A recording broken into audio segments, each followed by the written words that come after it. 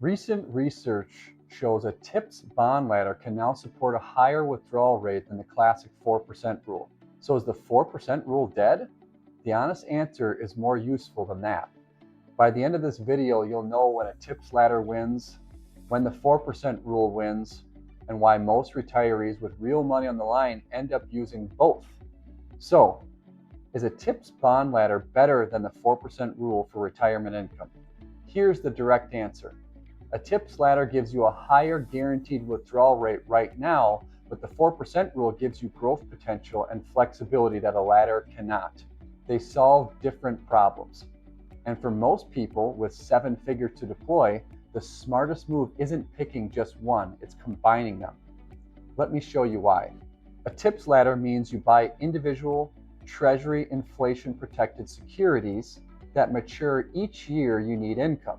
Year 1, year 2, year 3, all the way out to year 20 or 30. Each bond pays you back your principal adjusted for inflation when it matures. Morningstar's February 2026 research found that a 30-year TIPS ladder currently supports roughly a 4.8% inflation-adjusted withdrawal rate, compared to the roughly 3.9% safe withdrawal rate for a traditional stock and bond portfolio using the systematic withdrawal approach. That gap matters. On a $2 million portfolio, that's the difference between roughly $96,000 a year and $78,000 a year. So why wouldn't everyone just build a TIPS ladder and call it a day? 3 reasons. First, when the ladder runs out, it's gone. A TIPS ladder is like a block of ice on a hot day. It keeps you cool, but it melts to zero. A diversified portfolio, on the other hand, has the chance to replenish itself through market growth.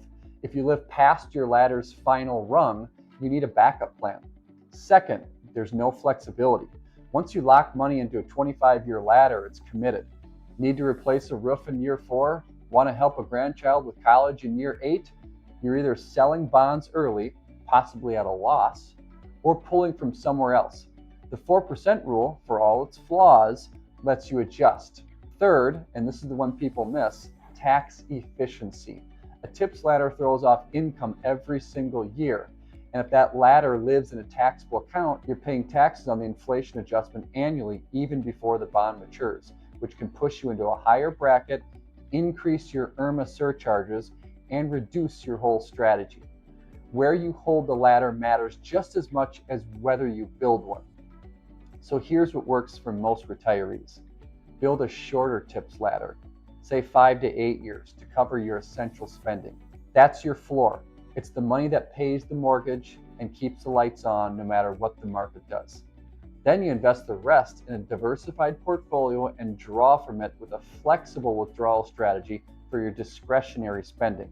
Travel, gifts, the fun stuff. That way you get the guaranteed income floor from the ladder and the growth potential from the portfolio. Now you're not choosing between safety and flexibility. You're assigning each dollar a job that it's best suited for. The catch? Getting this right means modeling your specific tax brackets, your Social Security timing, your Medicare costs, and your actual spending needs all at the same time.